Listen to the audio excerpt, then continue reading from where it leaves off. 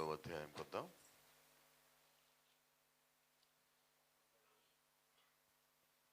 రెండో అధ్యాయం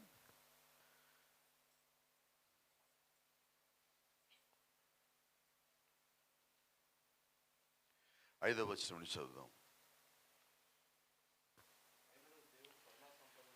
ఎఫెసీయులకు రాసిన పత్రిక 2వ అధ్యాయం 5వ వచనం నుంచి చదువుదాం ఒకసారి. కృపచేత మీరు రక్షింపబడి ఉన్నారు.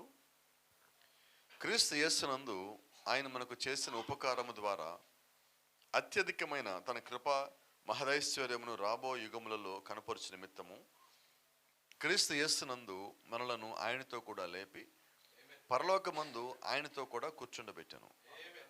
మీరు విశ్వాసము ద్వారా కృపచేతనే రక్షింపబడి ఉన్నారు. ఇది మీ వలన కలిగింది కాదు, దేవుని వరమే. ప్రార్థించుకుందాం. పరిశుద్ధుడా, జీవం గల దేవా, జీవాధిపతి నాయన, ఈ యొక్క సాయంకాల సమయం మరొకసారి నీ యొక్క సన్నిధిలో మేమందరం వినతిగా తలలో ఉంచి ప్రార్థన చేయటకు, సహోదరుని గృహం మందు మేమందరం కూడుకుంటకు నువ్వు చేసిన సహాయాన్ని బట్టి కొందరస్తున్నా ప్రభా. మేమందరము చదవబడిన లేఖన భాగంలోంచి నీ మాటలు వింటానికి సిద్ధపడొచ్చుండగా మా హృదయాన్ని గద్దించండి, సరిచేయండి. నీ కృప కింద మరొకసారి మమ్మల్ని నడిపించి మహిమను పొందమని ప్రభువైన యేసుక్రీస్తు నామములో ప్రార్థిస్తూ ఉన్నాం. ఆమేన్, ఆమేన్. God bless you. ఒకసారి అందరం కూర్చున్నాం. Praise the Lord. హల్లెలూయా. 5వ వచనం ఒకసారి మనం చూస్తే అక్కడ ఒక మాట ఉన్నది.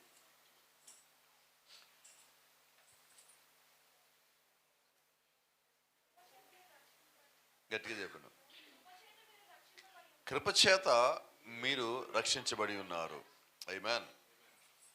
తరువాత 7వ వచనం చదువుదాం.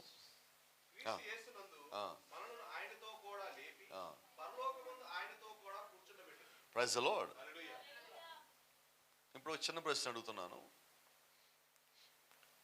దేవుడు మనల్ని కాపాడటానికి, మనల్ని రక్షించడానికి, మనల్ని రాత్రి మాట్లాడుకున్నట్టుగా చచ్చిన వారిని ఆయన లేపను. చచ్చిన వారిని ఆయన పైకి లేపను. ఇప్పుడు మనం చదివింది ఏంటంటే ఆయన వారిని పరలోకంలో ఆయనతో పాటు కూర్చోబెట్టుకున్నాడు అంటున్నారు. దానికి మనకున్న అర్హత ఏంటి చెప్పండి. దేవుడితో పాటు మనం ఆయన యొక్క కూర్చున్న స్థలంలో కూర్చోటానికి మనకి అర్హత ఏంటి?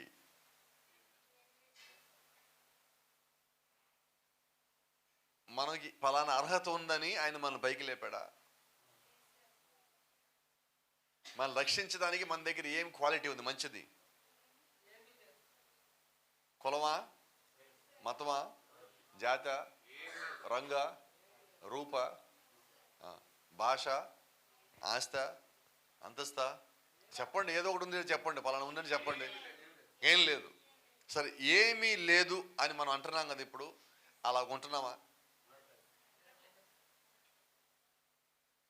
దేవుడి దగ్గరికి పోవటానికి మనకున్న అర్హత ఏంటి అంటే ఏమి లేదు. నిజమేనా? మరి అలా ఉంటున్నామా? ఉండట్లేదు. ఇప్పుడు మన దేవుడు ఆయన కృపచేత రక్షించడానికి చెప్పడానికి మనకున్న అర్హత ఏంటి? చెప్పడానికి కూడా అర్హత లేదు ఇప్పుడు మనకి.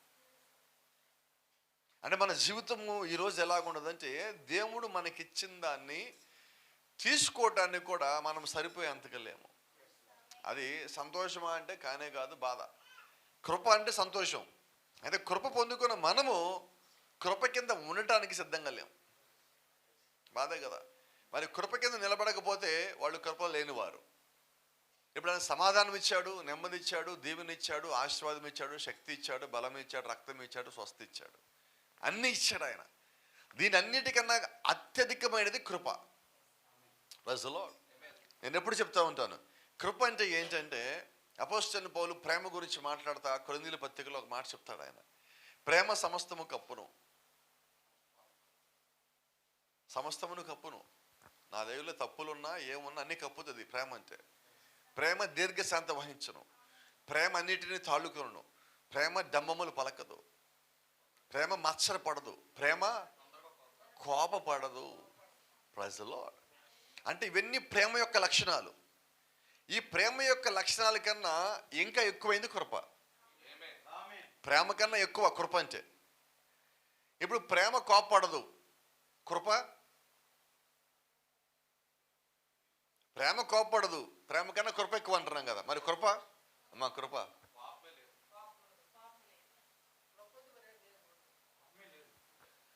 అసలు కోపమే లేదు. ప్రేమ మత్సరపడదు, అసూయ పడదు. మరి కృప అసలు లేవు అక్కడ. రైట్, ఇప్పుడు మన కృప కింద ఉంటే కృప యొక్క లక్షణాలు ఉన్నాయా మనలో? మరి ఆయనేమో మనం కృపచేత రక్షించబడ్డాం అంటున్నాడు. ఆ కృప గాని మనలో ఉంటే మనం ఎలా ఉండాలి? మత్సరము, కోప, అసూయం, ద్వేషం, అనుమానం ఏం ఉండద్దు. ఏమన్నా ఉంటే నీ దగ్గర కృప లేదని అర్థం. ఒకసారి ఆమె చెప్తాను, వింటా నేను. సంతోషం, అట్లా చెప్పేసి పోద్ది. ఎందుకంటున్నానంటే కనీసం మీరు ఆమె అన్నారు కదా, ఇదన్నా దేవుడి పైన రాస్తాడు. నేను ఎప్పుడు ఏమంటానంటే, మనము ఒక్కసారి దేవుని యొక్క వాక్యం దగ్గరికి వచ్చి, అది బైబిల్ చదవటం కానీ, మోకాళ్ళ మీద ప్రార్థన కానీ, ఒక వ్యక్తి ప్రసంగం వినటం కానీ, అది నువ్వు ఫోన్లో అయిను, డైరెక్ట్గా అయిను, ఇంకెవరి ద్వారా అయిను, ఏది ఏమైనప్పటికీ విన్న ప్రతిసారి నీ లోపల నా లోపల ఒక మార్పు రావాలి. ఏం మార్పు రావాలి? విన్న వాక్యము లోపల పని చేయాలి. ఇలా పని చేసుకుంటా పోతా ఉంటే మనం మారుతాం. నిన్నటి వాక్యం పని చేయాలి. ఈ రోజు వాక్యం పని చేసినప్పుడు నిన్నటి వాక్యం ఈ రోజు కూడా పని చేయాలి. ఈ రోజుది నిన్నటి వాక్యము రేపు పని చేయాలి. ఈ 3 వాక్యాలు పని చేస్తూ ఉండాలి. అప్పుడు మనం మారుతుంటాం. అప్పుడు మనము నిజంగా దేవుడి యొక్క కృప కింద మనం నడిచిన వారం, లేదా దేవుడి యొక్క కృప కింద ఉన్నవారం అయ్యి ఉంటాం. అవునా? ప్రజలో చూడండి, క్రీస్తు యేసునందు మనలను ఆయనతో కూడా లేపి పరలోకమందు ఆయనతో కూడా కూర్చుండబెట్టను. ఆయనతో కూడా ఎక్కడ అంటే ఎక్కడ? పరలోకంలో ఎక్కడ? ఆ యేసుక్రీస్తు ఒక మాట చెప్తున్నాడు, జయించిన వాడు నేను నా తండ్రి సింహాసనం ముందు కూర్చున్న ప్రకారము జయించిన వారిని నాతో పాటు నా సింహాసనం ముందు కూర్చుని పెట్టుకోండు. ప్రజలో ఏం జయించాలి? చదివేస్తున్నాం మనం, దాన్ని బట్టి పట్టేస్తున్నాం. జయించిన వారిని బట్టి పట్టేస్తాం. రైట్, ఏం జయించాలా? ఫస్ట్ నన్ను, తర్వాత కుటుంబం, ఆ తర్వాత సంఘం, ఆ తర్వాత లోకం. నన్ను జయించకుండా లోకం జయించలేను, నన్ను జయించకుండా సంఘం జయించలేను, నన్ను జయించకుండా కుటుంబాన్ని జయించలేను. అంటే ఇప్పుడు ఎక్కడి నుంచి జయించాలా? చెప్పలేనండి ఎవరు. సరే, ఒక చెయ్యొత్తండి మీరు ఎవరన్నా. నన్ను నేను జయించుకున్నాను వాళ్ళు చెయ్యొత్తండి. నేను చేతులు తేలేదా మీరు ఎవరన్నా? సమస్య ఏంటి ఇప్పుడు? రైట్, మనకు వాక్యం తెలీదా? ప్రేమ తెలీదా? కృప ఏంటో తెలీదా? మరి ఎందుకు రాటల్లా? అంటే మనము వీటిని జయించటానికి ఇష్టపడటల్లా. వాక్యం వినటానికి ఇష్టపడుతున్నాం, దేవుడు ఉన్నాడు అనడానికి నమ్ముతున్నాం, కానీ దేవుడు చెప్పినట్టుగా జీవించడానికి ఇష్టపడటల్లా. ఇప్పుడు కృప నా మీద ఎలా పనిచేస్తా చెప్పండి. మీకు ఒక చిన్న సంఘటన చెప్తా. అమెరికాలో జరిగిన ఒక సంఘటన, అబ్రహాం లింకన్ ప్రెసిడెంట్గా ఉన్నప్పుడు జరిగిన ఒక సంఘటన మీకు జ్ఞాపకం చేస్తున్నా. ఒక వ్యక్తి అనుకోకుండా కోపంలో, ఉద్రేకంలో ఒకరిని చంపాడు. తర్వాత బాధపడుతున్నాడు. ఆ స్నేహితుడు ఏం చేశారంటే, నా స్నేహితుడు నిజంగా ఇలాంటి వ్యక్తి కాదు, కోపంలో, ఉద్రేకంలో లేదా ఆవేశంలో దీన్ని చేశాడు, ఇతను ఎలాగైనా దక్కించుకోవాలి, ఎలాగైనా కాపాడుకోవాలని చెప్పి క్షమాభిక్ష కోసం ఆ ప్రెసిడెంట్ అయిన అబ్రహాం లింకన్ కోసం ఎతుకుతా ఉంటే, మొత్తానికి అబ్రహాం లింకన్ గారు వేరే చోట ఎక్కడో పర్యటనలో ఉన్నారు, ఏదో దీవులకి వెళ్ళారు, అక్కడ ఉన్నారని తెలిసింది. ఈయన ఏం చేశారంటే, ఎట్టకేలకి ఆయన పట్టుకోవాలని చెప్పి ఆయన ఉన్న ప్రాంతానికి వెళ్ళాడు. అయ్యా, నా స్నేహితుడి పరిస్థితి, నా స్నేహితుడు ఇలా చేశాడు, అమెరికా గవర్నమెంట్, అమెరికా చట్టం ఆయనకి మరణశిక్ష వేసింది, ఒక 2-3 రోజులు ఆయన చనిపోవటానికి డేట్ కూడా ఫిక్స్ చేసేసారు. నేను మిమ్మల్ని కలవాలని ఎంత ప్రయత్నించినా నాకు దొరకలా.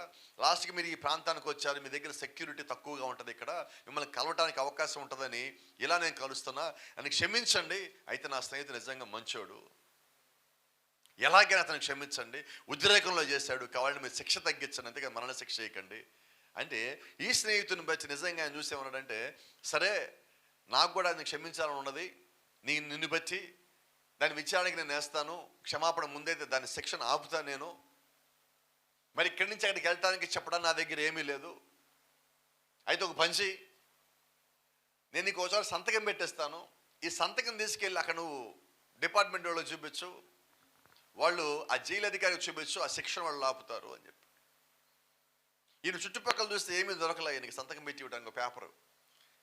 పక్కన ఒక సిగరెట్ పెట్టుండే, ఆ సిగరెట్ పెట్టి చింపి దాని లోపల నేను అబ్రహాం లింకన్ అని చెప్పి ఆయన సంతకం పెట్టి తీసుకెళ్ళిపో, మా డిపార్ట్మెంట్లో గుర్తుపడతాను, ఆ సంతకం వాళ్ళు ఆపుతారు అని చెప్పాడు.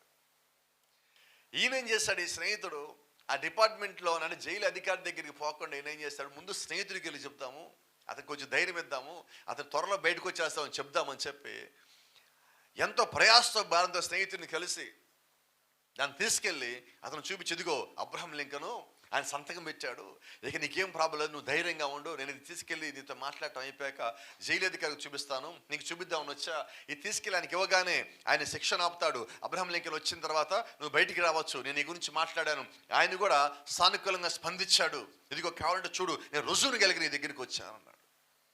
లోపల వ్యక్తి దాన్ని చూసి, సిగరెట్ ప్యాకెట్ మీద అబ్రహాం లింకన్ సంతకం పెట్టాడా, నా శిక్ష ఆగిపోద్దా, నేను రక్షించబడ్డానా అని ఆ పేపర్ చూస్తానని చెప్పి తీసుకొని చెప్పి ముక్కలు పడేసి నా దగ్గర తను పిచ్చి మాటలు చెప్పాక వెళ్ళిపో అన్నాడు. అతను మరణ శిక్ష పడి చనిపోయాడు. ఇప్పుడు అబ్రహాం లింకన్ ఆయన క్షమించాడా లేదా? ఇప్పుడు ఆయన క్షమాపణని ఆ ఖైదీ ఏం చేశాడు? మనం చేస్తుంది ఏంటి?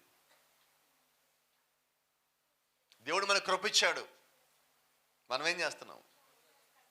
తోసేస్తున్నాం. ఆయన కృపచేత మీరు రక్షించబడతారంటే మనం ఆ కృపను దోసేస్తే రక్షణ ఎక్కడి నుంచి ఉన్నది?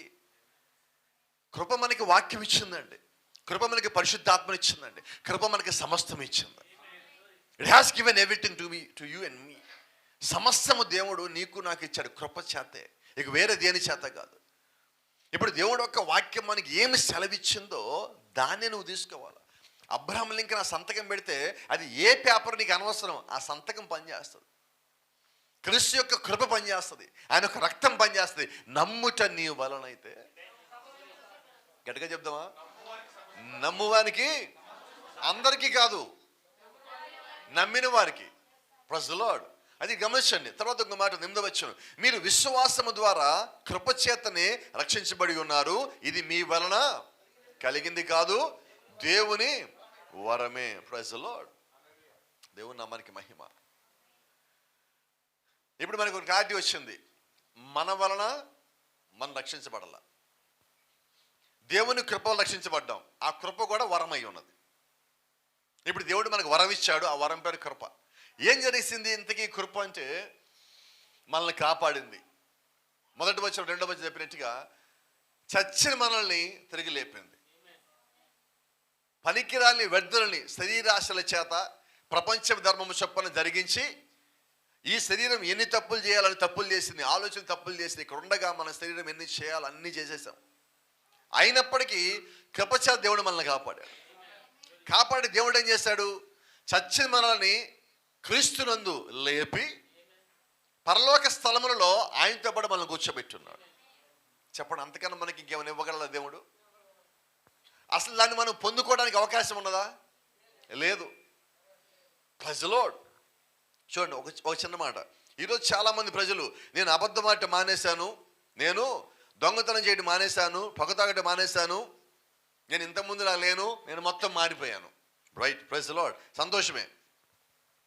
అయితే దేవుడు నువ్వు కొత్త పేజీని తిరిగేటి గురించి లెక్క చేయడు. ఆయన నీవు క్రీస్తు వైపునకు నువ్వు హృదయం తిప్పి, మరియు నీ హృదయాన్ని ఆయన తిప్పి ఆయనకి ఇచ్చేయాలి అన్న దాని మీద దేవుడు చూస్తాడు, కానీ నువ్వు ఎంత మారావో దేవుడు చూడడు. అయితే మనమేం చెప్పుకుంటున్నావు? నేను కొంచెం వినబడేలా చెప్పండి, మారిపోయాను. ఎప్పుడు కూడా ఒక మాట చెప్తాను, నేను మారిపోయానని చెప్పినోడు మారలేదు.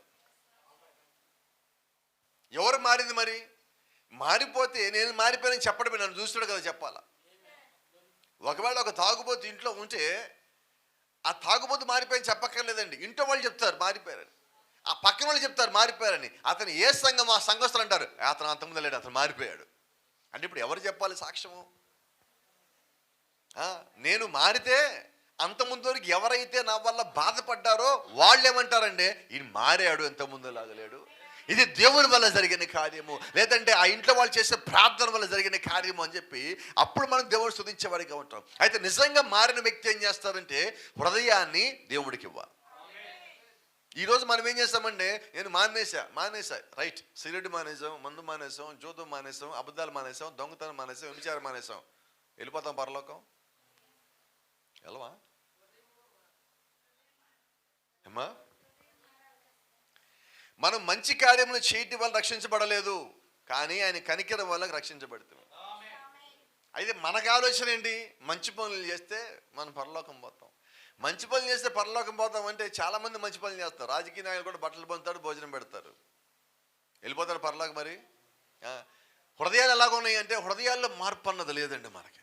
అలాగే మనం చర్చిలో ఉండి వాక్యం ఇంట మన హృదయంలో మార్పు లేకపోతే ఇక కృప మన మీద ఎలాగ పనిచేస్తున్నట్లు, పని చేయడానికి దేవుడు కృపనిచ్చాడు. అందుకే లేఖనమంటుంది, క్రియల ద్వారా కాదు, అలా కాని ఎడల ఏ మనిషి అయినను ప్రగల్భాలు పలుకువాడే. నేను చేసిన క్రియల ద్వారా పరలోకం పోయేటట్టయితే నాకన్నా గొప్పడు ఎవడలేడుగా. నేను ఆ పని చేశా, నేను ఈ పని చేశా, అక్కడ చేశా, ఇక్కడ చేశా, అలా చేశా, ఇలా చేశా, రైట్, నేను పరలోకం వచ్చా అంటే ఇప్పుడు గర్వం ఎవరిది, ప్రగల్భాలు ఎవరివి? మనయే. నా బలం వల్ల నేను వచ్చా, నా బలం వల్ల మీ బలం వల్ల ఎవడు రాలేదు ఈ రాత్రి ఇక్కడికి. నేను ఎప్పుడో ఒక మాట చెప్తాను, ఇతర దేశాలు వెళ్ళే ముందు ఒక మాట చెప్తా ఉంటాను, మీకు జ్ఞాపకం ఉండదా? చాలాసార్లు చెప్పా చర్చలో కూడా. ఇక్కడ ఏం చెప్తాను, దేవుడి చిత్తమైతే మళ్ళా కలుద్దాం, లేకపోతే ఇదే లాస్ట్ కూడిక, అటు పక్కన కలుసుకుందాం. ఎందుకని విమానం ఎక్కేదాకే నా బలం, దిగాలంటే కృప పని చేయాల, తిరిగి రావాలని కృప పని చేయాల. మరి సముద్రం మీద 8,000 9,000 కిలోమీటర్లు పోవాలి, ఎక్కడ మధ్యలో స్టాప్ ఉండదు. ఏం చేద్దాం, అంతేనా? అంటే ఇప్పుడు నేను దేన్ని నమ్మాలి? ఇప్పుడు నేను అమెరికా వెళ్ళొచ్చా, నేను ఆఫ్రికా వెళ్ళొచ్చా అన్నా అనుకున్నా పొరపాటున, చెప్పండి. నేను వెళ్ళి రాలేదు, మీకు ఆ సంగతి తెలియాలి. ఆయన కృప నన్ను తీసుకెళ్ళినది, అక్కడ వాడుకున్నది, తీసుకొచ్చింది. నేను అలాగున్నంతకాలం దేవుడు నన్ను వాడుకుంటాడు. ఎప్పుడైనా ఇది నాది, ఇది నేను, ఇది నా సొత్తు అని ఎప్పుడైతే గర్వం, అహంకారం, పొగరు నా లోపలికి వచ్చిందో దేవుడు నన్ను అప్పుడు వాడుకోడు. ఎప్పుడు మనం పడిపోతామంటే అదే రుజువైనది. నాది అని ఎప్పుడైతే నాకు వచ్చిందో అప్పుడే నేను పడిపోవటం బిగిన్ అవుతుంది. ఈరోజు ఒక మాట చెప్తా, భూమి మీద ఏ చర్చి ఏ మనిషికి లేదు. భూమి మీద సంఘము దేవుడిది. Praise the Lord. ఇప్పుడు గుంటూరులో చర్చి ఉంది, పేరుకంటాం పాలుగా చర్చి. ఎవరు చర్చి అది? మనకి ఆలోచన, ఇప్పుడు పాలు అనేవాడికి ఏముండాలంటే ఆలోచన, ఇది నాది కాదు, ఇది దేవుడితో ఉండాలి. అప్పుడు దేవుడు రంగం మీదకి వచ్చేవాడిగా ఉంటాడు. ఇప్పుడు అలాగే ఇది నా శరీరము, నీ శరీరం ఎట్లాగైంది చెప్పు నాకు, చెప్పండి. మీ శరీరం అంటారు ఎలాగైంది చెప్పండి. నీ ఎంత నువ్వు పుట్టావా, నీ అంతా నువ్వు పెరిగావా, నువ్వు ఎంత హైట్ రావాలో నువ్వు నిర్ణయించుకొని వచ్చావా, నువ్వు ఏ భాష మాట్లాడి డిసైడ్ అయ్యి వచ్చావా, నువ్వు ఏ రంగులో పుట్టాలో, నువ్వు స్త్రీగా పుట్టాలో పురుషుగా పుట్టాలో నువ్వు డిసైడ్ వచ్చావా, నీ జీవితంలో నువ్వు ఏమి డిసైడ్ అయ్యి ఇలాగ వచ్చావో నీ ఆకారంలో చెప్పు నాకు. ఏం లేదు. ఎలాగొచ్చా మరి నా చెప్పనా? కృప ద్వారా వచ్చాను. మరి కృప ద్వారా వచ్చాక ఇప్పుడు నేనేం చేయాలా? కృప ద్వారా వచ్చాను కాబట్టి నేను కృపకు లోబడాల. నా దగ్గర ఏమీ లేదు, గట్టిగా ప్రతిదానికి లోబడాలి. ఎవడన్నా వచ్చి బా నువ్వు ఎంత అందంగా ఉన్నావు అంటే ఏమందాం చెప్పండి, ఏమంటారు మీరు అంటున్నారు. నేనే సార్, ఎవరో ఎందుకు, మా పిల్లడు ఉన్నాడు ఇక్కడ, విక్కీ అంటే హ్యాండ్సమ్ బాయ్ యు ఆర్ అన్నా నేను. ఆయన ఏమంటాడు, ఇప్పుడు నేను దీనికోసం చాలా కష్టపడ్డాను చిన్నప్పుడు అన్నాడు అనుకో, అక్కడ ఏమీ లేదు. ఇప్పుడు ఆయన ఏమనాలా? నిజంగానే బ్రదర్, అయితే దేవుడి కృపే అంటే. నిజంగా నీ శరీరాన్ని, నీ కంటికి కనిపించేదాన్ని ఎవరన్నా పొగిడినప్పుడు కూడా నువ్వేం ప్రకటించాలి తెలిసి నోటితో, ఇది కృపను బట్టి అనాలి. ఇది ఒక దాంట్లో కాదండి, ప్రతి దాంట్లో. కొంతమంది సిస్టర్స్ భోజనం పెట్టి అడుగుతారు, పాస్టర్ గారు వంట ఎట్టుంది, బాగుందా?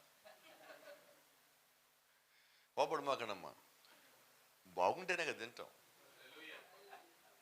సరే అదేంటే కొద్దిమందికి ఒక అలవాటు ఉండదు, లోపల వండిన తర్వాత అదేదో చెప్పేస్తే బాగుంటుంది కదా ఉంటుంది. సరే నేను ఎప్పుడన్నా వచ్చి తింటాను. కొద్దిమంది సిస్టర్స్ వాళ్ళ భర్తకి రోజు భోజనం పెడతారు. ఏం వంట ఎట్టుంది, ఇదే చెప్పకుండా తింటారా నేను. ఏం చేయాలి ఇప్పుడైనా? సరే వస్తారు, ఒక తెలివిగల ఆయన ఉన్నాడు, బాగానే భోజనం పెట్టింది, వంట ఎలాగుందను, చాలా బాగుంది అన్నాడు. నువ్వు ఇంకా తినలేదు కదా అన్నది. తినకుండా ఎట్ట చెప్పావు అన్నది. ఆయన అంటున్నాడు, తెలివినాడు అన్న కదా, నాదంటోడు కాదు, రోజు తింటారు కాబట్టి చెప్పాను అన్నాడు. ఇప్పుడు ఆమె కొంచెం కుదుట పడింది మనసు ఆమె. అయితే చూడండి, మన ఇంట్లో భార్య మన నిమిత్తం ఒకటి కష్టపడి ఏదైనా చేస్తున్నప్పుడు నువ్వు బాగా చేసావు అని మెచ్చుకున్నామని సంతోషపడుతుంది. అవునా? ఫీల్ అయ్యే సాయంత్రం ఉండదు. నాతో చెప్పించాలని కాకపోతే మీరు పొద్దున్న బాగాలేదన్నావుగా, మొన్న ఎవరితో మాట్లాడుతున్నావు, ఓ హోటల్కి వెళ్తే బిర్యానీ చాలా బాగుందని, తర్వాత 3 రోజుల తర్వాత వచ్చాడు అదే హోటల్కి, మొన్న బిర్యానీ ఎక్సలెంట్గా ఉంది, నాకు అట్లాంటి బిర్యానీ కావాలన్నాడు. తెచ్చిపెట్టాడు. ఏం బిర్యానీ బాగాలేదు, వాసన వస్తుందంటే 3 రోజులు బాగుందన్నావు అదే తెచ్చాను అన్నాడు. అదే సంగతి. అయితే ఇక్కడ ఏంటంటే కృప ఎంతకాలమైనా పాడైపోతుంది. కృప ఎంతకాలమైనా చెడ్డది కాదండి. అది 3 రోజులు కాదు, 30 రోజులు కాదు, 300 ఏళ్ళు కాదు, 2000 సంవత్సరాలు కాదు, అది ఎప్పటికీ అలాగే ఉంటుంది. అది ఎప్పటికీ తాజా మన్నాలాగే ఉంటుంది. ఎందుకని ఈ మాటలు చెప్తానంటే, వాళ్ళు చేసినప్పుడు మనం వాళ్ళకి చూడండి, చిన్నది చెప్తా, మనకి ఎవరన్నా కింద పడిపోయిన కొన్ని వస్తువులు మనం రోడ్డు మీద వెళ్తా ఎవరన్నా తీసుకొచ్చి మనకి చేతికి అందిస్తే ఏమంటాం? చెప్పండి. మరి చచ్చిపోయిన మనల్ని పైకి లేపడికి ఏం చెప్పాలి మనం? సరిపోతా థ్యాంక్స్ అంటే? దేవుడికి థ్యాంక్స్ చెప్పాలని నాకు తెలిసిన సంగతి ఒకటి ఉన్నది, జీవితకాలము ఆయనకి లోబడి ఉండటం. Praise the Lord. అంటే ఇప్పుడు దేవుడికి ఎలా మనం లోబడాలంటే, ఆయన నా కొరకు చేయాల్సి మొత్తం చేసేసి ఆయన ఇప్పుడు నా పక్షం నిలబడి ఉన్నాడు. నా గురించి రక్తం కాచాడు, నా గురించి శ్రమలు పడ్డాడు, నా గురించి శోధనకు గురయ్యాడు, నా గురించి అవమానాలు పడ్డాడు, అన్నీ జరిగిపోయినాయి. అన్నీ జరిగినా కూడా ఆయన ఎలాగున్నాడంటే నా కొరకు అసలు ఏమీ చేయనట్టుగానే ఉన్నాడు. రైట్. ఇప్పుడు మనం ఎవరి జీవితంలో ఏదైనా పని చేసామనుకో, ఇప్పుడు చెప్పండి, మొన్న ఒక పాస్టర్ గారు మన చర్చికి వచ్చిన అమ్మాయి చెప్తా ఉన్నది, అంతకుముందు ఒక చర్చిలో ఉండి వచ్చిందంటే అమ్మాయి చెప్తుంది, పాస్టర్ గారు ఇక్కడే మీరు సాక్ష్యాలు చెప్పేటప్పుడు మీరు పాస్టర్ గారి పేరు ఎత్తకండి చెప్తున్నారు, కానీ మేము ఉండొచ్చాము ఒక చర్చిలో, ఆ పాస్టర్ గారు ఒకవేళ సాక్ష్యంలో ఈయన పేరు కానీ చెప్పకపోతే పిలిచి మా క్లాస్ బిగడు, ఏం నా గురించి చెప్పలేదు నువ్వు అంటాడు. ఇప్పుడు పాస్టర్ గారు చేసేది ఉంది సాక్ష్యంలో. నిన్న మనం మాట్లాడుకున్నాం, సాక్ష్యం ఎక్కడి నుంచి? కృప. రక్తం కాచింది ఆయన, స్వస్థ ఇచ్చింది ఆయన, చేసింది మొత్తం ఆయన. ఇప్పుడు ఒకవేళ నాకేదైనా మీరు చెప్తే ఏం తీసి ఆయనకి అప్పచెప్పాలి, అంతేనా? ప్రకటన గ్రంథం 4వ అధ్యాయం చివరిలో ఒక మాట ఉంటుంది, పరలోక రాజ్యంలో అపోస్తలులు వాళ్ళ తల్ల మీద పెట్టబడిన సువర్ణ కిరీటం తీసుకొచ్చి ఆయన పాదముల దగ్గర పెట్టి అంటున్నారు, అయ్యా మమ్మల్ని పిలిచిన వాడు నీవు, మమ్మల్ని ఎన్నుకున్న వాడు నీవు, మాకు పరిచయం ఇచ్చిన వాడు నీవు, మాకు బోధ అప్పగించిన వాడు నీవు, మమ్మల్ని పంపించిన వాడు నీవు, మాతో పలికిచ్చిన వాడు నీవు, ఆ పలికిచ్చిన మాటల్ని దీవించిన వాడు నీవు, సాక్ష్యములు ఇచ్చిన వాడు నీవు, ఇవన్నీ చేసింది నీవైతే కిరీటాలు మాకెందుకు అని ఆయన కాళ్ళ దగ్గర పెట్టారు. ఏమా అంటే ఇప్పుడు వాళ్ళు ఏం చేస్తారంటే, ఎవరు ఇవన్నీ చేశారో తెలుసుకొని ఆయన పాదముల దగ్గర కిరీటములు పెట్టిరి. ఇప్పుడు మరి మనకు ఎవరైనా కిరీటం పెడితే ఏం చేయాలా? అదే సంగతి. ఎమ్మటే మా నోట్లోంచి రావాల్సిన మొదటి మాట ఏంటంటే ఆయన కృపను బట్టి, రెండోది ప్రైజ్ ద లార్డ్, దేవుడు స్తుతింపబడును గాక, ప్రభు స్తుతింపబడును గాక అనే మాట నీ నోట చివర ఎప్పుడు ఉండాలి. అది చిన్నది కానీ పెద్దది కానీ. కాబట్టి జ్ఞాపకం చేసుకోండి, మన క్రియల ద్వారా మనము గొప్పవారం కాలేదు, మన క్రియల ద్వారా మనం పరలోక రాజ్యం చేరము. కాబట్టి మనం డంబములు పలుకుట ఏమో రాట అందరి దగ్గర నుంచి. ఇష్టంగా ఉన్నోళ్ళు చెప్పండి, లేకపోతే వద్దు. బలవంతంగా ఉన్నోళ్ళు చెప్పకండి అసలు వద్దు. డంబములు మనలో చెల్లిపోవాలా. ఎందుకంటే దేవుని యొక్క ఆత్మగాని మనలో ఉంటే మనలో డంబాలు ఉండవు. అవునా? ఎప్పుడు కూడా తప్పులు చేసేది ఎప్పుడో తెలుసా? గొప్పలు చెప్పుకోవడానికి తప్పులు చేస్తాం. గొప్పలు వద్దనుకుంటే తప్పులు సగం తగ్గుతాయి. తప్పులు సగం తగ్గితే కృప పనిచేసినట్టే కదా. కాబట్టి గొప్పలు చెప్పడం మానేస్తే ప్రైజ్ ది లార్డ్. అంటే ఇంత ఈజీనా దేవుని ఒక రాజ్యం వెళ్ళటం? నిజంగా చాలా ఈజీ అండి. అంటే వాక్యానికి లోబడితే ఈజీ, దేవుని ఒక రాజ్యం వెళ్ళటం లోబడకపోతేనే కష్టం. ఆమేన్, ప్రైజ్ ది లార్డ్. ఎందుకనగా మనము దేవుని వారం అయ్యామా ప్రగల్భాలు పలకాల్సిన పని లేదు. కొన్నిసార్లు మనం కోపం వచ్చాక మనం చిటికలేస్తాం, అవునా? ఎందుకని? అసలు నేనేంటో నీకు చెప్పు, ఏం చూపిస్తావు? ఏముంది చూపించడానికి? ఉందా ఏమన్నా? మొత్తం ఆయన, నేనేం చూపించను, నా దగ్గర ఏమీ లేదు. ఏం చూపిస్తాను? పైగా ప్రగల్భాలంటే ఏమీ లేదు. కాబట్టి ఈ వ్యర్థమైనవి మన లోపల నుంచి రానియకూడదు, దాన్ని సమాధి చేద్దాం ఫస్ట్. మళ్ళా అవి రాకూడదు. సమాధి అంటే ఉద్దేశం మళ్ళీ తిరిగి అవి రావద్దు. వాటిని ఎంత త్వరగా తీసేసుకునేంత మంచిది. చూడండి, ఈ కాలపు వర్తమానికుడు ప్రార్థన చేస్తే ఒక మాట నాకు చాలా ఇష్టమైన మాట. మన హృదయంలో ఒక వ్యక్తి మీద చేదు వేర్లు మొలుస్తూ ఉండగానే దాన్ని కత్తిరించే అంటాడు. అది మొలిచి పెద్దదై చెట్లు కాసి కాయలు కాసి 4-5 కాపులు కాసి దాకా మనం దాన్ని పెంచుతాం లోపల. ఇంతకీ ఏం వేరది? చేదు వేరంటే ఏంటి? ఒక వ్యక్తి గురించి చెడ్డ మనం కలిగి ఉండటం, అది తీసేయాలి కదా. ఒక వ్యక్తి మీద చెడ్డ తలంపు కలిగి ఉండగా అది నిజమాగా తర్వాత ముందు అసలు నేను ఒక చెడ్డ తలంపు కలిగి ఉన్నా, ఆ చెడ్డ తలంపు నా లోపల ఉండగా దేవుడు నా లోపల ఉంటాడా? అంటాడు. ఇప్పుడు మనం ఏం చేస్తాం? మరి కృపచేత రక్షించబడితే అంటున్నామే. మరి కృపచేత రక్షించబడితే చెడ్డ వేర్లు ఎలా ఉంటాయి లోపల? చెడ్డ వేర్లు పోవాలని దినదినం నేను ప్రార్థించాలి. అయితే ఈరోజు మనం ఏం చేస్తామంటే ఈ విషయంలో ప్రార్థిస్తున్నాం. ప్రభువా, నాలో మనం ఒప్పుకుంటున్నామండి. ఈరోజు గొప్ప సంగతి నేను చెప్తా, సంఘంలో ఒప్పుకున్నాం తప్పుల్ని. అయితే ఒప్పుకున్న తప్పుల్ని మనలో చెల్లిపోవడానికి సిద్ధంగా లేవు మళ్ళా. అదే సంగతి. ఇక మరి ప్రార్థనలో ఒప్పుకున్న దేనికి? దేవుడికి చెప్పాలి కదా ఒక మాట. చెప్పేవానికి కోపడు మాకండి. నేను గతంలో హిందూ మతంలో ఉన్నప్పుడు భోజనం తీసుకొచ్చి బొమ్మల ముందు పెట్టి తీసుకో తీసుకో తీసుకో తీసుకో అంటాం. మళ్ళీ నేను తీసుకెళ్ళిపోయేవాడిని. ఒత్తిడి అక్కడ పెట్టా నేను. ఇక్కడికి వచ్చాక ఏంటంటే సేమ్ అదే ఉంది ఇక్కడ కూడా. ప్రభువా, నేను తప్పు చేశా అంటున్నాం. అది అక్కడ పడేయాలా? పడేయట్లా, వదిలిపెట్టట్లా, మళ్ళీ తీసుకుని వెళ్ళిపోతున్నాం. ఇంకా అక్కడికి తేడా ఏమున్నది? అక్కడ దేవుడు కూడా చూపించాం, ఆహారం తీసుకెళ్ళిపోతున్నాం. అట్టిపండు చూపించాం, తీసుకెళ్ళిపోతున్నాం. తోలపాదు చూపించాం, తీసుకెళ్ళిపోతున్నాం. ఎక్కడేంటి పాపం ఒప్పుకున్నానని చెప్తున్నాం, మొత్తం మూడగట్టి తీసుకెళ్ళిపోతున్నాం. వదిలేసింది ఎక్కడ? మారింది ఎక్కడ? దేవుని యొక్క రాజ్యం పోవటానికి నేను ప్రతి దినము ఈ లోకం నుంచి వచ్చిన దాన్ని వదిలిపెట్టాలి. అది విడిచిపెట్టుకుని ఆయన ఒక రాజ్యం పోలేనండి. ఆయన ఒక రాజ్యం వెళితేనే కృప నీ మీద పనిచేసినట్లు. ఆయన యొక్క రాజ్యంలోకి అడుగు పెడితేనే నువ్వు కృప చేత రక్షించబడినట్లు. రక్షించబడ్డావని వాక్యం అంటుంది. రక్షించబడ్డట్టుగా జీవితం కూడా అనాలి కదా. ఈరోజు మనం దాని కొరకు ఉన్నామండి. గమనించాలి, నేను ఏమై ఉన్నాను అనేది కాదు, అది నా అంతా నేను ఏమి చేస్తున్నాను అనేది కాదు. అయితే క్రీస్తు నా కొరకు మరియు నీ కొరకు ఏమి చేశారు అన్నది. ఈరోజు నేను ఎవరిని అంటే ఏంటి సమాధానం చెప్పండి? నేను ఎవరినని మిమ్మల్ని ఒక ప్రశ్న అడగనా? సమాధానం చెప్పండి. అసలు ఉందా సమాధానం? లేదు. మళ్ళీ కోపం వస్తే అసలు నేను ఎవరో నీకు తెలుసా? అంతేనా కదా? నేనేంటో నీకు అంటారా? ఇప్పుడు సరే చూపించు, నువ్వెవరు చెప్పు. సమాధానం లేకపోయా మళ్ళీ. ఒకవేళ నేనంటారా క్రీస్తుని నీ ప్రశ్న అడిగితే సమాధానం దగ్గర ఉన్నదా? ఆయన ప్రశ్న అడగటానికన్నా ముందుగా మనం మారిపోతే మేలు కదా. దానికి సమాధానం లేదు. మనం క్రీస్తు అడిగే ప్రశ్నకి మన దగ్గర సమాధానం లేదు. ఈరోజు నువ్వు క్రీస్తులో ఉన్నావా?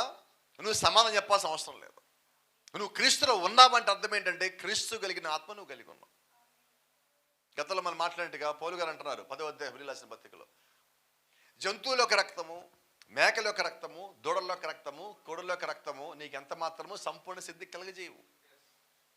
సంపూర్ణ సిద్ధి ఇవ్వలే అంటే నేను ఉన్న పాపాన్ని తీసేయలేమంటాం ఆయన ఉద్దేశం. ఇప్పుడు రక్తం కింద మనం వచ్చాము, అయితే జంతువుల రక్తం కిందకి రాలా, క్రీస్తు యొక్క రక్తం కిందకు వచ్చాము. ఆమేన్.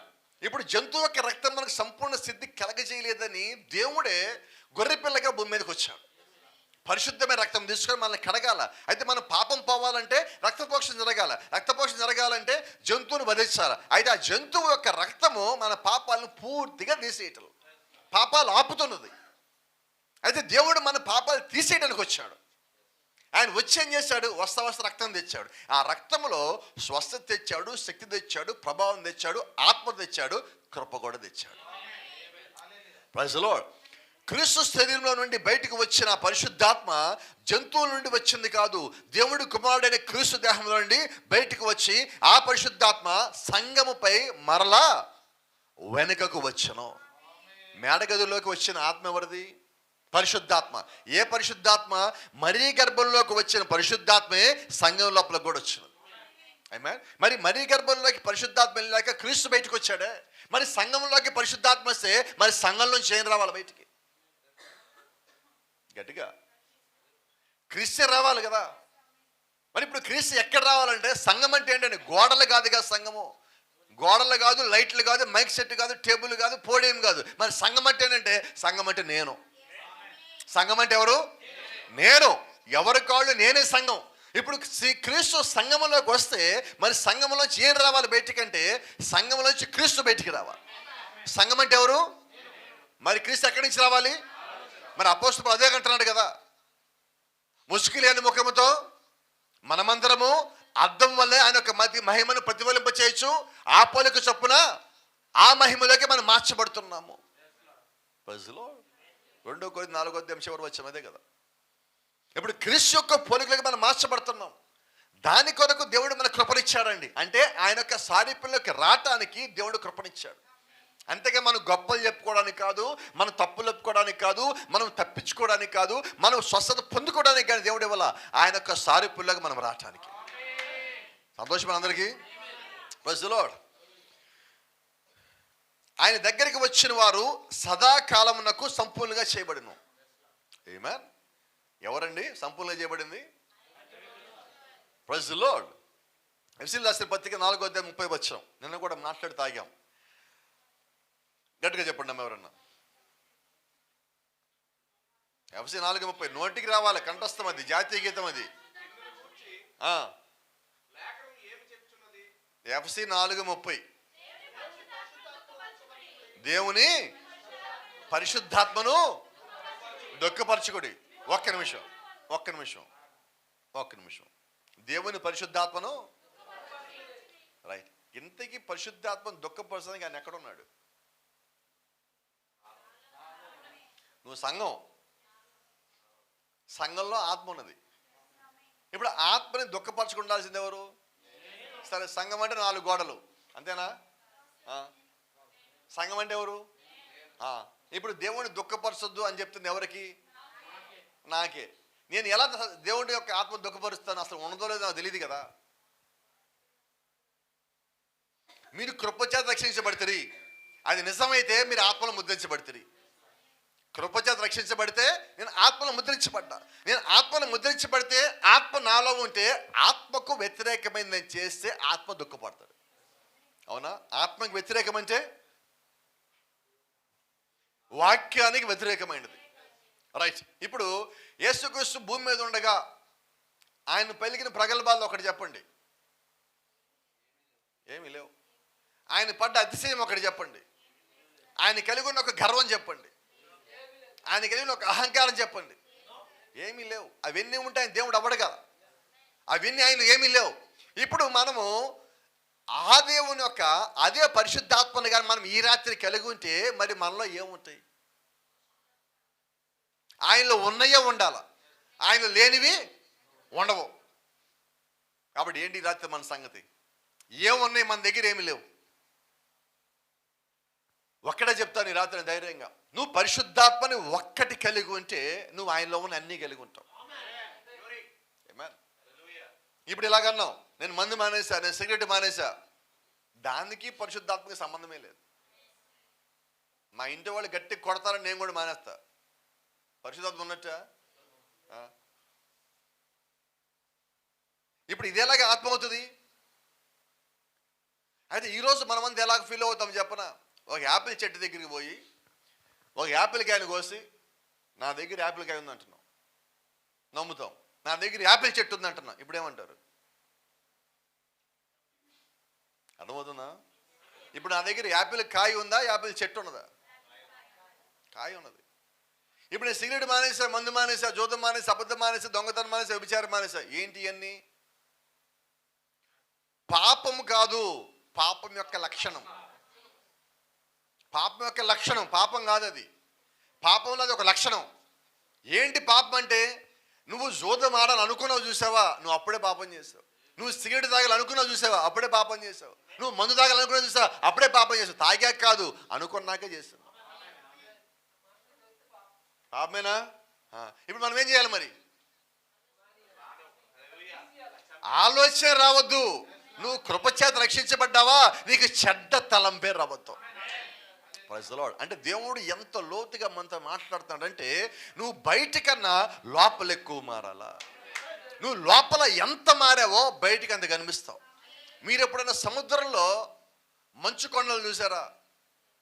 సముద్రంలో మంచు కొండలు మీకు పెద్ద పెద్దవి కనబడవు. 5 అడుగులు, 8 అడుగులు, 10 అడుగులు కనిపిస్తాయి. మీరు జాగ్రత్తగా చూస్తే దాన్ని చూసి మీరు మోసపోవద్దు అంటారు పడవ నడిపేవాళ్ళు. పైకి మీకు కనిపించే 5 అడుగులే, కానీ కింద 100-200 అడుగులు ఉంటాయి. అవునా? బయటికి మనకు కనిపించే చెడ్డ లక్షణాలు ఎన్ని ఉంటాయి? 4 అడుగులు, 5 అడుగులు, 8 అడుగులు. లోపల అపార్ట్మెంట్ కన్నా పెద్దగా ఉంటాయి. ఏం జరుగుతున్నది ఇప్పుడు? మనం ఏం చేస్తామంటే కవర్ చేస్తున్నాం, అంతేనా? నేను నిన్న మొన్న ఇక్కడ చెప్తా ఉన్నా, కొన్నిసార్లు సిస్టర్స్ ఇళ్ళకి వెళ్తా ఉన్నప్పుడు బట్టలు మూటలు చెత్త అంతా అలాగే ఉంటుంది. అలాగే ఒక పక్కన ఈ పక్కన అంతా ఉంటుంది. పాస్టర్ గారు వస్తారు, అబ్బా పాస్టర్ గారు చెప్పకుండా వస్తున్నారు ఆయన. ఎమ్మటి ఏం చేస్తారంటే ఏదో ఒక చీరో లేదంటే ఒక టవలో లేదా లుంగియో తీస్తారు, మొత్తం తీసి దాని మీద మొత్తం కప్పేస్తారు ఇట్టగా. చూడండి ఇప్పుడు ఏమైంది? ఏం చేశారు? సేవకుడు వస్తాడంటే ఏం చేసాం మనం? కవర్ చేసాం. ఇప్పుడు ఏం చేస్తాం తెలుసా? దేవుడు కూడా వస్తాడంటే అలా కవర్ చేస్తున్నాం మనం. సేవకుడికి తెలియకపోవచ్చు ఏం జరిగిందన్నది, అయితే దేవుడికి తెలుసు. అయితే ఈ రాత్రి నేను చెప్పేది ఏంటంటే, నువ్వు ఇంట్లో కవర్ చేసినట్టుగా నీ ఒంట్లో కవర్ చేయాలని చూస్తావు దేవుడి దగ్గర. నువ్వు కవర్ చేయలేవు. నీ హృదయాన్ని ఆయన దగ్గర దేంతో నువ్వు కప్పలేవు. ఎలాగంటే పాత నిబంధనలో ఏదైనా తోటలో అవ్వ తప్పు చేశాక ఆదాం కప్పిపుచ్చాక వాళ్ళిద్దరు కలిసి పాపంలో తిరుగుతూ ఉన్నప్పుడు, అతిక్రమం చేసినప్పుడు వాళ్ళు అంజూరపు ఆకులు తీసుకొని వాళ్ళు డ్రెస్సులు కుట్టుకొని డ్రెస్ వేసుకొని తిరుగుతారు ఏదైనా తోటలో. దేవుడు వచ్చాడు, అదమా నువ్వు ఎక్కడున్నావు? ప్రభా నేను ఎక్కడే తోటలో చెట్టనకాయలు ఉన్నా. ఎందుకు చెట్టనకాయలు ఉన్నావు? దిగంబరిగా ఉన్నావు అందుకని నీ ముందు రాట్లా. కప్పుకున్నాడు కానీ ఏమంటున్నాడు? తెలుసు, దేవుడికి తెలుసు. అందుకే నేను చెప్తున్నాడు, నేను కప్పుకున్నా కానీ ఇవి నాకు తృప్తిని ఇవ్వట్లేదు అంటున్నాడు. Praise the Lord. మనం ఈరోజు అలాగ ఒప్పుకుంటే, కానీ మనం ఏం చేస్తున్నాం? ఒప్పుకోట్లా, కప్పుకుంటున్నాం. మీకు తెలుసా అసలు కప్పుకోవటం అంటే ఏంటో? కప్పుకోవటం అంటే మతము. ఈరోజు మనం అంటున్నాం మతాలు. నా మతం అంటే ఏంటి తెలుసా? కప్పుకోవటం అని. దాంతో కప్పుకున్నాం మన తప్పుల్ని, మన పాపాలు, మన నచ్చిందంతా మొత్తం కప్పేసుకుంటున్నాం. అయితే దేవుడి దగ్గర నువ్వు కప్పడానికి దగ్గర ఏమీ లేదు. ఎందుకంటే ఆయనే కృపచేత నిన్ను కప్పున్నాడు, ప్రేమ చేత నిన్ను కప్పున్నాడు, ఆయన ఒక రక్తం చేత నిన్ను కప్పి ఉన్నాడు, ఆయన ఒక ఆత్మశాత నిన్ను కప్పి ఉన్నాడు. అందుకని అంటున్నాడు, నువ్వు పరిశుద్ధాత్మను దుఃఖపరచవద్దు. ఆయన ఒక ఆత్మని నీ లోపల పెట్టాడు. ఆ ఆత్మకి వ్యతిరేకమైన పని నువ్వు చేసినప్పుడు నీలో ఉన్న ఆత్మ దుఃఖపడవలసి ఉన్నది. అలా దుఃఖపరచొద్దు, ఎందుకంటే ఆత్మనుగా దుఃఖపరిస్తే అక్కడి నుంచి వెళ్ళిపోతాడు. చూడండి, వర్తమానికుడు ఇలాగ అంటున్నాడు, ఓ సేవకుడు ఇలా చెప్పడం నేను చెప్తున్నా మీకు. సంఘంలో ప్రార్థన చేసేటప్పుడు ఒక గుండు సూది నేల మీద పడ్డా ఆ శబ్దానికి కూడా పరిశుద్ధాత్ముడు వెళ్ళిపోతాడు అన్నాడు. ఎంత నిజమే కదా? ఈ మాట నోట్ చేసుకుంటారు అందరూ. పేపర్ మీద రాయమాకండి, లోపల నోట్ చేసుకోండి. ఇప్పుడు ఎప్పుడు ఎందుకు? నిన్న రాత్రి ప్రార్థన అయిపోయింది, మనకి వాక్యం చెప్పడానికి అయిపోయింది. నేను అక్కడికి వచ్చాను, ఒకళ్ళు ఇద్దరు వచ్చి ప్రార్థన చేయమంటున్నారు. ఇప్పుడు నేను ప్రార్థన చేస్తున్నా, వెనకందరం ఏం చేసాం అంటే ఇప్పుడు మనం ఏం చేసినట్టు? వినపడలేదమ్మా, కొంచెం వినపడేలా చెప్పండి. ఇప్పుడన్నా ఏం చేద్దాం మరి?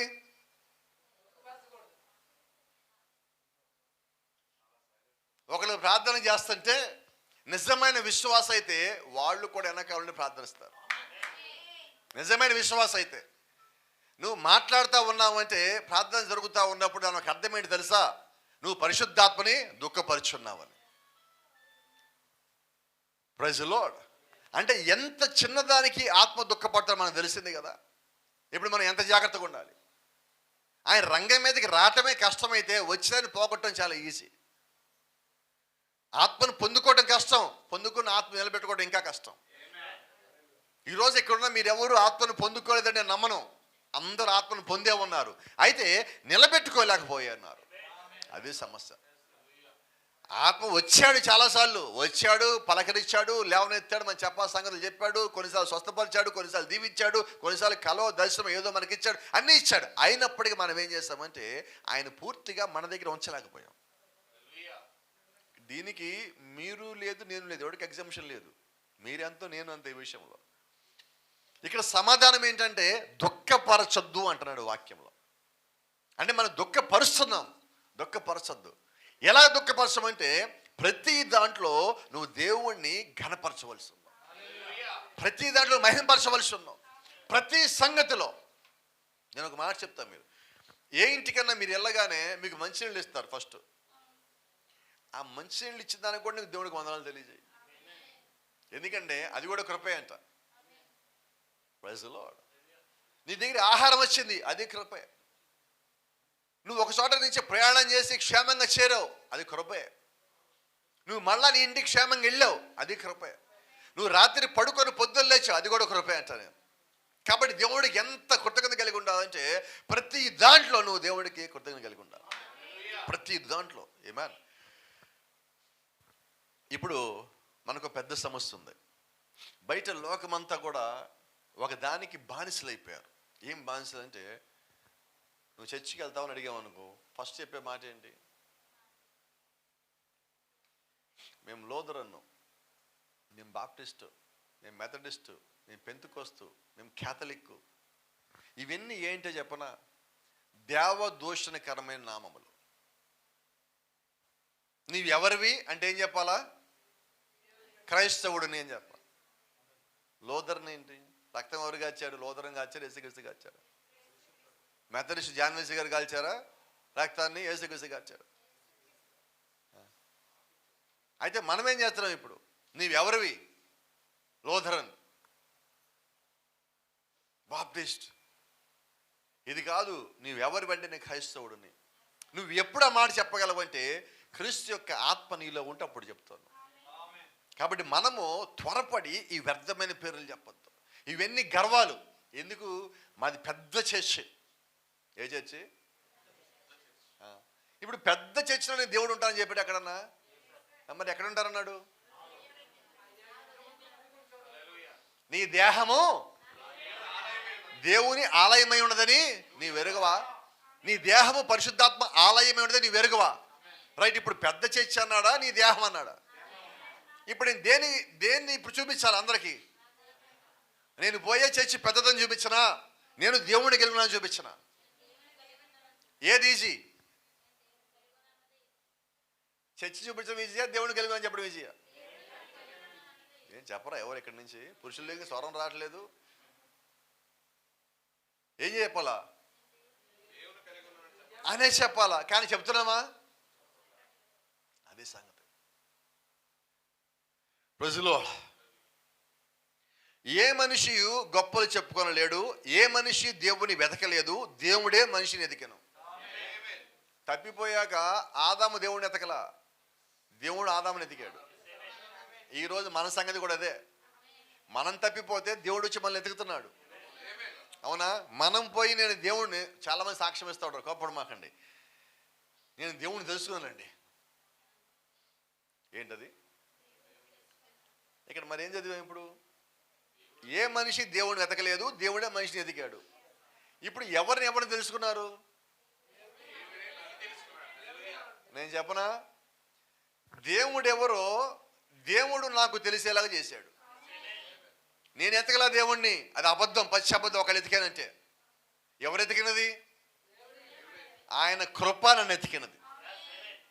ఇక వేరే ఏమి ఎతకల, ఏ ఒక వ్యక్తి లేడండి. అందుకే నేను అంటాను, ఏ పాస్టర్కి ఘనత ఇవ్వద్దంటానికి కారణం ఏంటంటే పాస్టర్ గారులు మనల్ని మార్చరు. ఆమె రాదా?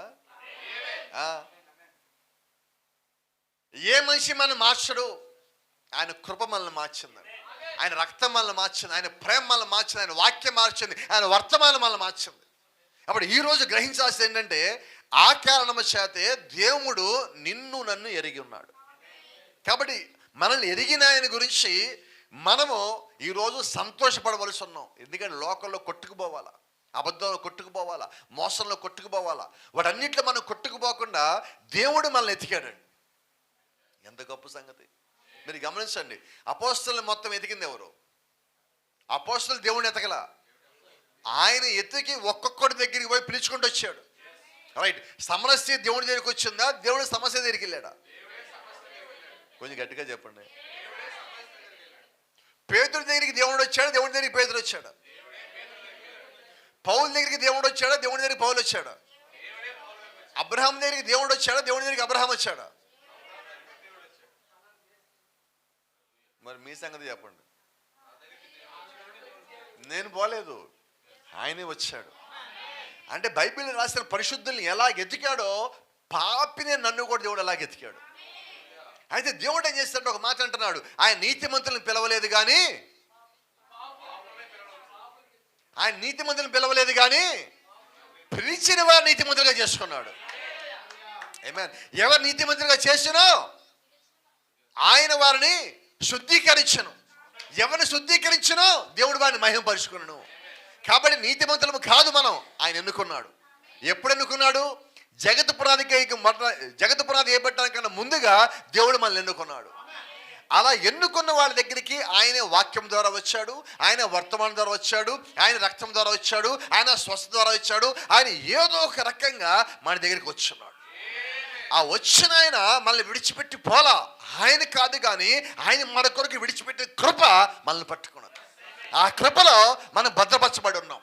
ఆ కృప మనల్ని ఎత్తిపట్టింది. ఆ కృప మనలో దోషాలు తీసేసింది. ఆ కృప మనలోని పాపాలు తీసేసింది. ఆ కృప మనల్ని కడిగింది. ఆ కృప మనల్ని శుభ్రపరిచింది. ఆ కృప ఈరోజు క్రీస్తులో చచ్చిన మనల్ని లేచి మళ్ళీ ఆయనతో పాటు కూర్చోబెట్టింది. Praise the Lord. Amen. Bible అంటుంది, ఆయన ఎవరిని పిలిచెనో వారి నీతిమంతులుగా తీర్చెను, ఆయన ఎవరిని నీతిమంతులుగా తీర్చెనో ఆయన వారిని మహిమపరచెను. నేను అక్కడే ఉన్నా, మీరు ఎక్కడ ఉన్నారు? అక్కడే ఉండి ఆమె చెప్తున్నారు కదా. Praise the Lord.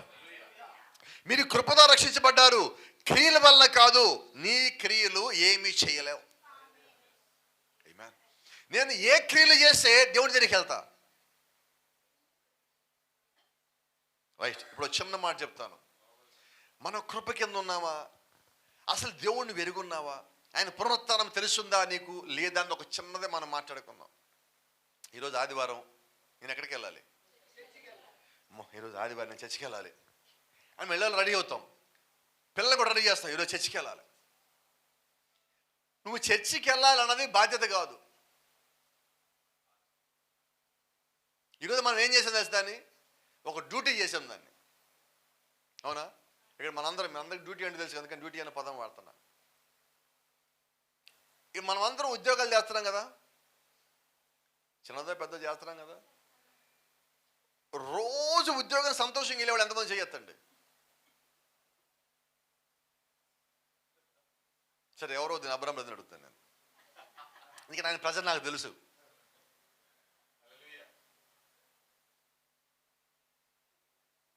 ఇప్పుడు చర్చికి కొన్ని వట్టి వస్తే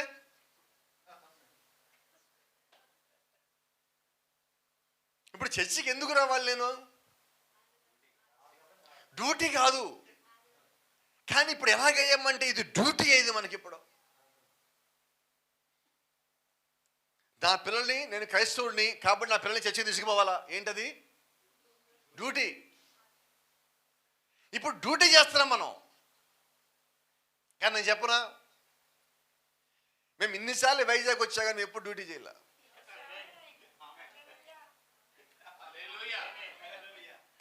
నేను డ్యూటీ చేస్తే ఇక్కడ రాలేను అసలు.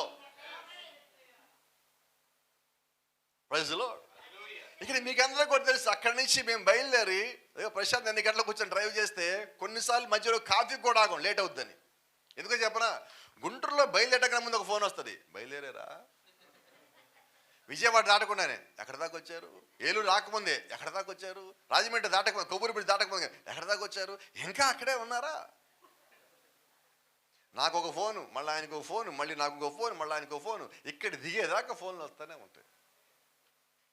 రైట్, సంతోషమే, వస్తానే తెలుసుకున్నారు, ఎక్కడ దాకా వచ్చి తెలుసుకున్నారు, క్షేమంగా వచ్చి తెలుసుకున్నారు, అన్నీ మంచిదే. అయితే నేనేమంటానంటే, మేము డ్యూటీ చేయలేదు. అక్కడ ఉదయం చర్చ చూసుకొని సాయంకాలం కాల నేరుగా ఎక్కడ ఆకుండా వచ్చి కొన్నిసార్లు ముఖం కూడా కడగను, ఎందుకంటే కడిగినా కూడా నా ముఖం ఇంతే ఉంటుంది. నేను అలాగే నేరుగా బలిపీఠం మీదకి పోయేది. ఎందుకనంటే డ్యూటీ కాదు అది, నాకు తెలిసి ఇక్కడ ఆత్మలు ఉన్నాయని వచ్చాను నేను. ఎప్పుడైనా సేవ చేసేవాడు డ్యూటీ చేస్తే ఆ సేవ నిలబడదు, ఎదగదు. వచ్చింది దానికి ఆత్మల సంపాదన, దేవుడు యొక్క పరిశుద్ధాత్మ యొక్క కదలిక. ఇప్పుడు కృప మన దగ్గరికి వచ్చిందన్నా, ఇప్పుడు నేను నడిచేది కృప చేత అయితే నేను డ్యూటీ చేయలేనండి. ఇప్పుడు నేనేం చెయ్యాలా? సరే, మొన్న డేవిడ్కి పెళ్ళి అయింది, నేను పెళ్లి చేసుకున్నాను. నా భార్య నేను ఏదైనా కొనాలి అనుకున్నాడు అనుకో, ఏంటది? డ్యూటీ అది, అవునా? ఇప్పుడు ఆయనకేంటి, ఏదన్నా కొనాలన్నది డ్యూటీ అండి. ఏమి కొనాలో లోపల డిసైడ్ అయిపోయి చూసారా, అది ప్రేమ. రెండింటి తేడా ఉంటుంది, అవునా? రైట్. ఇప్పుడు నేను చర్చికి ఎందుకు వచ్చా?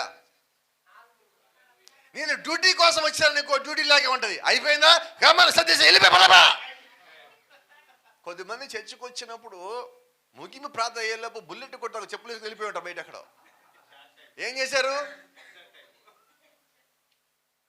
చెప్పండి? ఏం చేసినట్టు? డ్యూటీ చేశాం మనం. మీరు చెప్పనా, కొద్దిమంది చూడండి, ఇంతకుముందు ఇప్పుడు లేదే, గతంలో టైపిస్టులు ఉండేవాళ్ళు, టైప్ చేస్తే 5 అవుతా ఉండి, టైప్ చేస్తాడు అది వస్తే. ఎందుకని? 5 అయ్యాని ఆపేసి వెళ్ళిపోవటమే.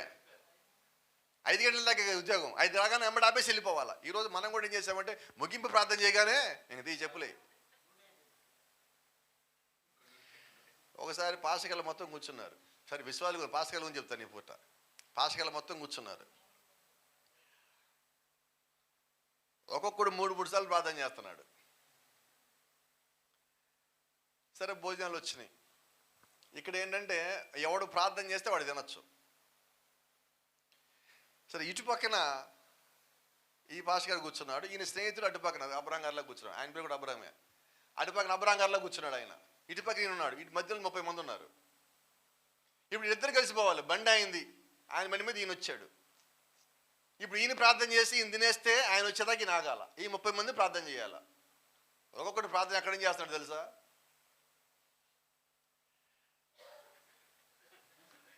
ఆదికాండం 1వ అధ్యాయంలో ప్రభువా 11వ వచనంలో నువ్వు భూమి మీద విత్తనం మీద చెట్టును మొలుచుగాక అన్నావు. దాంట్లో గోధుమ చెట్టు ఉంది, వరి చెట్టు ఉన్నది, దాంట్లో బంగాళదుంప చెట్టు ఉన్నది, చెప్పండి, ఆవాల చెట్టు ఉన్నది. అవన్నిటితో వీళ్ళు మనల్ని ప్రేమించి, దీవించి, ఆశీర్వదించి, కృపనిచ్చి, వాళ్ళు వెచ్చిచ్చి, మా కోసం ఇది వండించి, వాళ్ళు మళ్ళా ఏ బి సి డి ఈ ఎఫ్ వీళ్ళందరూ వచ్చి మాకు వడ్డించి మా ముందు ప్లేట్లో పెట్టి, ఈ ప్లేట్ని పలానా స్టీల్ కంపెనీ తయారు చేసింది, దాంట్లో తీసుకొచ్చి పెట్టి 30 మంది. ఎప్పుడు అబ్రాంగా దగ్గర రావాలా?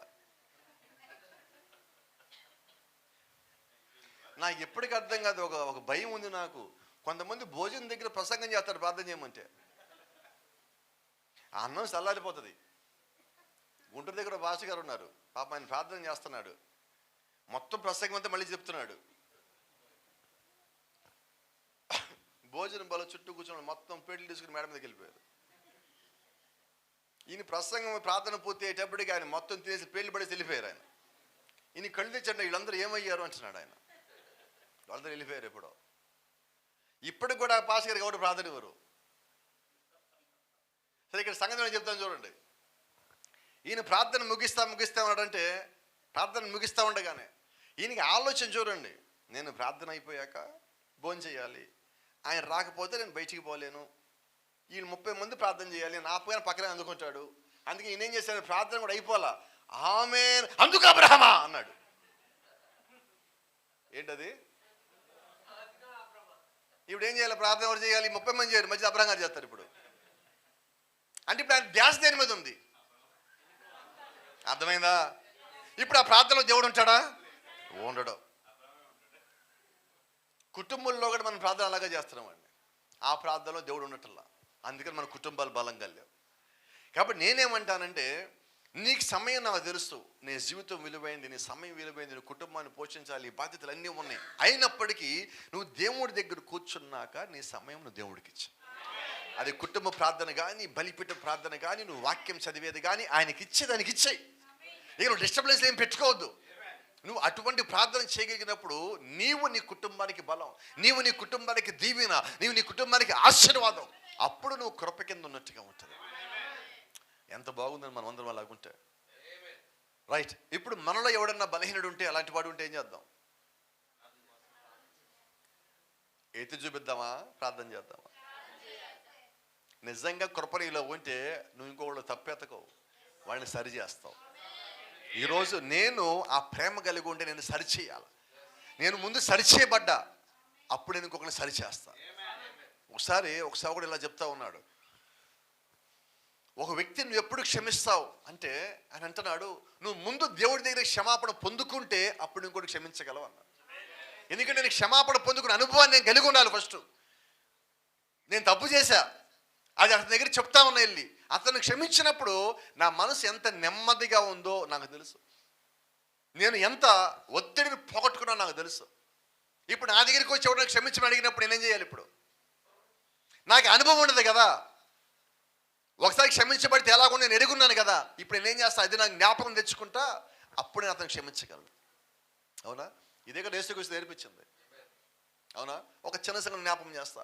మనందరం కూడా రాత్రి కూడా పడుకునే ముందు ఒక ప్రార్థన చేస్తాం. ఏంటది? అసలు చేయట్లేదు. అయితే చేసేది ఒకటి చెప్పుండేవాళ్ళు, ఏం చెప్పట్లేదంటే ఏం చేయట్లేదని. పరలోక ప్రార్థన ఒకటి చేస్తాం. ఈ మధ్య మానేశాను, చర్చిలన్నీ మానేసిన సంగతులు. ఏంటి పరలోక ప్రార్థన?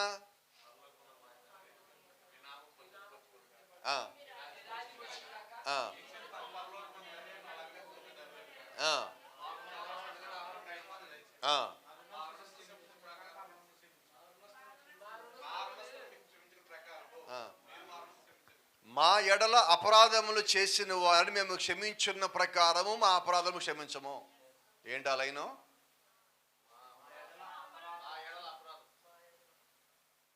చెప్పండి మళ్ళా. మా ఎడల అపరాధములు చేసిన వాడిని మేము క్షమించిన ప్రకారము మీరు మా అపరాధాలు క్షమించండి. అదేంటో చెప్పండి, నాకు దాని అర్థం ఏంటో.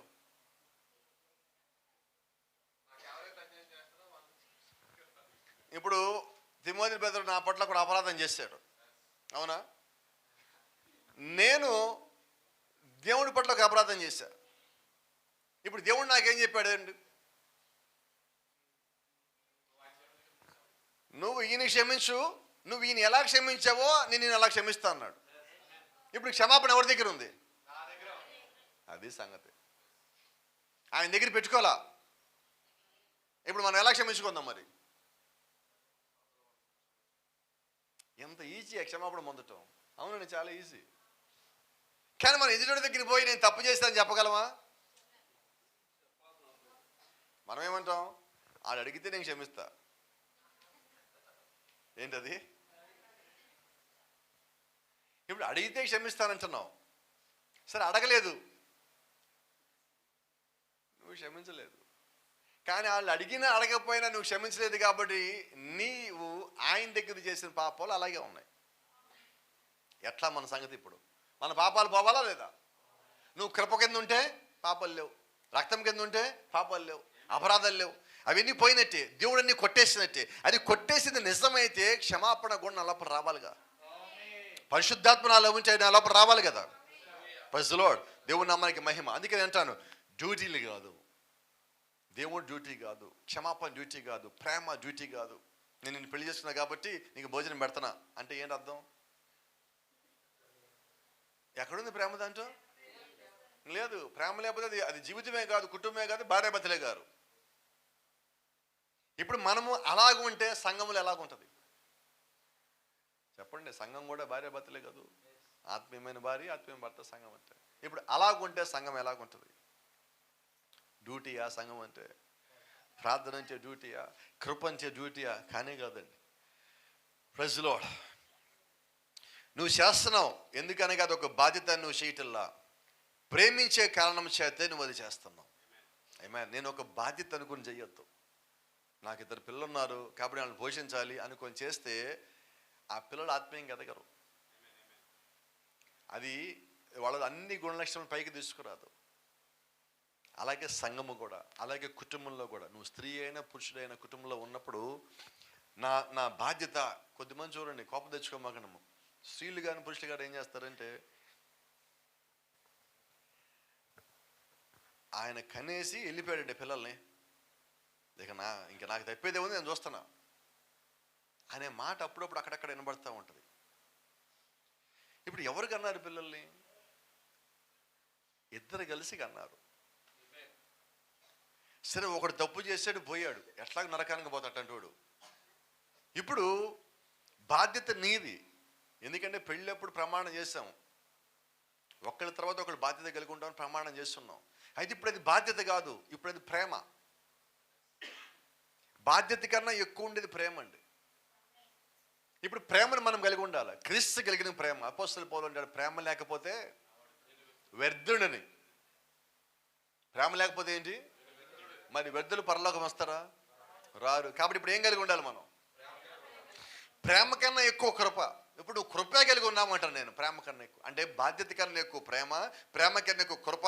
ఆ కృప నీవు కలిగి ఉన్నావు. ఆ కృప నేను కలిగి ఉన్నప్పుడు నేను ఎటువంటి జీవితం జీవించాలంటే ప్రతి ఒక్కరికి నేను ప్రతి దాంట్లో మాదిరికరంగా ఉండాలి. అది కూడా మళ్ళీ దేవుని కృపను బట్టే, వేరే దాన్ని బట్టి కాదు. Praise the Lord. నీ హృదయంలోకి పునరుత్థానం వచ్చినట్లయితే నీవు అది చేయుటకు ఇష్టపడతావు. నేను దేవుళ్ళో నేను తిరిగి జన్మించాను, నేను తిరిగి దేవుణ్ణి చేరతాను అనే ఒక విశ్వాసంగా నువ్వు కలిగి ఉన్నట్లయితే నువ్వు చేసే ప్రతి పనిలో నువ్వు బాధ్యతగా చేయవు కానీ ఇష్టంగా చేస్తావు, ఇంకా ప్రేమగా చేస్తావు. గమనించండి, దీనికి చిన్నది చెప్తాను, మీకు పెద్దది చెప్తే మీకు అది కష్టంగా అనిపించచ్చు. కానీ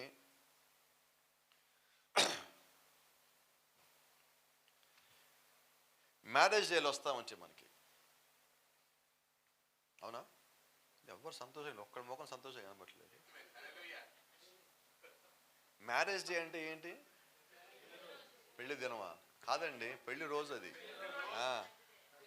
అది మీకేమైనా ఉంటే లోపల పెట్టుకోండి, ఇక్కడ చెప్పకండి. ఏంటది? పెళ్లి రోజు. ఏం చేస్తాం పెళ్లి రోజు? జనరల్గా ఏం చేస్తారంటే కొత్తలో భర్తకి ఏమి ఇష్టమో భార్య అది వండుతుంది. అదేగా జరిగే జనరల్గా. రోజు వండుద్ది కదా, మరి ఆ రోజు వండుతుంది తేడా అంటే ఆ రోజు ఇష్టంగా వండుతుంది ఇంకా, అవునా కదా? నేనంటున్నాను, ఇప్పుడు ఆ రోజు ఆమెకి బాధ్యత ఎవరు చెప్పలా, అది ఆమెకు ప్రేమ. ఇంకో సంగతి మీరు చెప్పనండి, దాని నిమిత్తం ఎప్పటి నుంచో ప్రిపేర్ అవుతుంది, ఆ రోజు ప్రిపేర్ అవ్వదు. నిజమేనా? నిజమా కదా?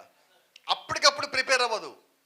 ఎందుకంటే అప్పటికప్పుడు ప్రిపేర్ అయితే ఏదో ఒకటి తక్కువ అవుతుంది, ఏదో సరిపోదేమో అన్ని ముందు మొత్తం తెచ్చిపెట్టుకొని ఇంకోటి సర్ప్రైజ్గా తయారు చేస్తుంది ఆ రోజు. ఏం తయారు చేస్తుంది ఇంతకీ? అమ్మా కృప చెప్పమ్మా, ఏం చేస్తారు? ఆమెకి నచ్చింది ఉండదు, అది సంగతి. ఇప్పుడు ఇదేంటి? ఇది బాధ్యత, ఇది ప్రేమ. ఇప్పుడు మనదంగా నిజంగా క్రీస్తుని ప్రేమిస్తే ఏం చేస్తాం?